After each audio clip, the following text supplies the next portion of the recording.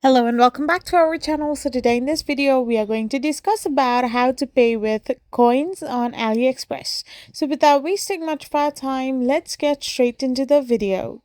So to pay with coins on AliExpress, you need to navigate to the coin pages.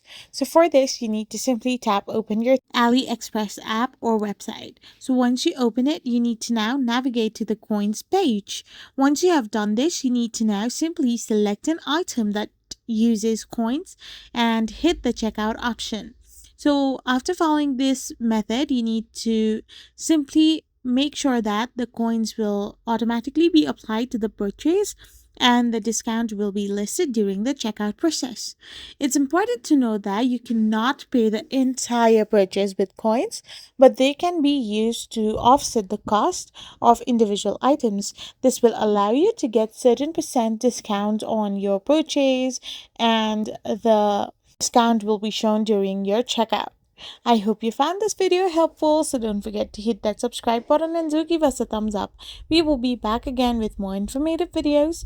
Thank you for watching.